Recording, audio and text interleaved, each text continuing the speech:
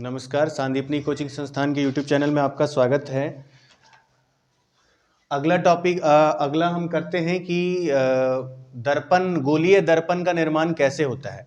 तो पिछले वीडियो में मैंने बताया था कि जब कोई प्लेन सतह रहती है किसी भी कांच की, तो उस पे अगर एक लेयर कोटिंग हम चढ़ा देते हैं सिल्वर उसके सबस्ट्रेट्स के साथ, मीन सिल्वर के कोई कंपाउंड के साथ, या फिर एल्युमिनियम के किसी कंपाउंड को पेस्ट बना के एक कोटिंग किया जाता है, तब एक मिरर बनता है। तो वो अगर प्लेन सतह वाले शीशे पे अगर कोटिंग चढ़ाया जाएगा तो प्लेन मिरर का निर्माण होगा, जिसमें हमने देखा था परावर्तन के नियम। तो अब हम देखते हैं कि गोलीय दर्पण का निर्माण कैसे होता है। तो गोलीय दर्पण, जैसा कि नाम में ही है, गोलीय दर्पण मीन्स यह गोल होगा। तो अगर हम मान लें कि कोई कांच का गोला है, यह गोला पूरा का पूरा कांच का है, इसका कोई ना कोई केंद्र होगा, ठीक है। और अगर हम अगर इस गोले को दो भाग में काट देते हैं, यहां से और इधर से, तो यह दो अलग अलग भाग में कट गया। एक यह भाग है और एक दूसरा भाग है। एक भाग को हम बाहर से कोटिंग चढ़ा देते हैं और दूसरे वाले भाग को अंदर की तरफ से कोटिंग हम चढ़ा देते हैं। तो जिधर से हम कोटिंग चढ़ाएंगे उसके दूसरे भाग का जो सतह रहेगा वो हमारा परावर्तक सतह कहलाएगा। तो अगर हम बाहर से कोटिंग कराएंगे तो अंदर वाला सतह परावर्तक सतह, जैसा कि इसमें देख सकते हैं ये गड्ढे नुमा सतह जो है हमारा वो परावर्तक सतह है। लेकिन इसमें क्या हो रहा है कि यह जो उभरा हुआ भाग है यह हमारा परावर्तक सतह कहला रहा है।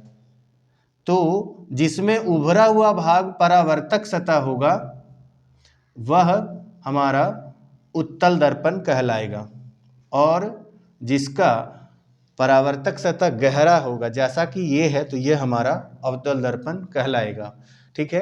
तो अब देखते हैं इसके टर्मिनोलॉजी, कुछ टर्म्स इसके क्या क्या हैं। जैसे हमने बताया कि ये जो गोला निकला है किसी न किसी कांच के गोले से निकला है, ठीक है।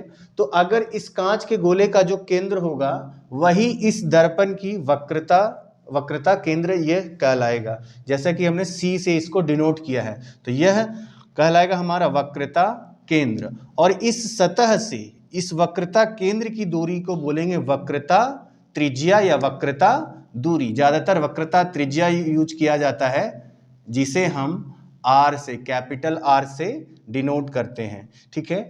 और इस केंद्र और इस ध्रुव और यह जो सीधी लाइन गई है, जिसे हम कह सकते हैं कि परावर्तक सतह के बीचों बीच का बिंदु लेकर माना जाता है साधारणतः इसे। तो यह जो सीधी लाइन गई है यह हमारा मुख्य अक्ष कहलाया, और इस पे जो केंद्र है उस गोले का वह कहलाया वक्रता केंद्र। और इस ध्रुव से वक्रता केंद्र के बीचों बीच जो बिंदु होता है उसे हम फोकस कहते हैं, और इस फोकस से इस ध्रुव की दूरी को हम कहते हैं फोकस दूरी।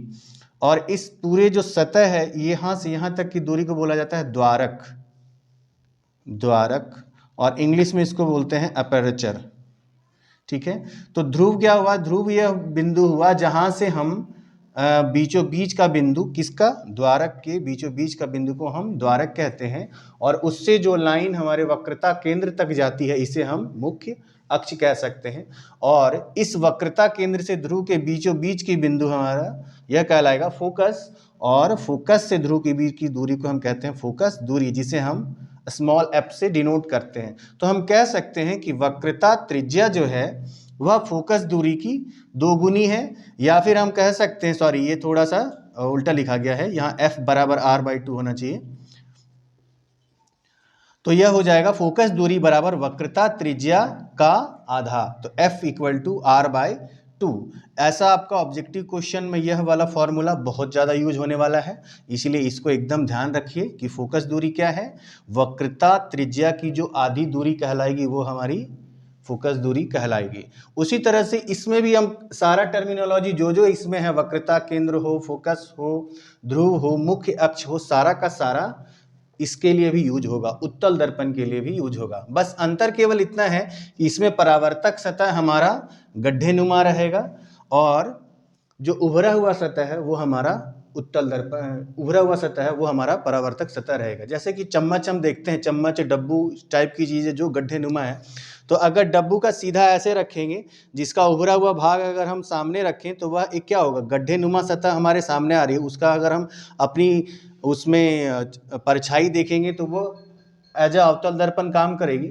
और जैसे ही अगर डब्बू को हम पलट दें या चम्मच को ऐसे पलट के देखें और उसमें अपना अगर चित्र देखें तो वह उत्तल दर्पण के जैसा कार्य करता है। ठीक है, तो यह हुआ हमारा गोलीय दर्पण के बारे में इंट्रोडक्शन। अगले वीडियो में हम देखेंगे कि कैसे कैसे किरणें काम करती हैं और कैसे कैसे प्रतिबिंब का निर्माण होता है। वीडियो देखने के लिए आपका बहुत बहुत धन्यवाद। हमारे चैनल को सब्सक्राइब करें और शेयर करें।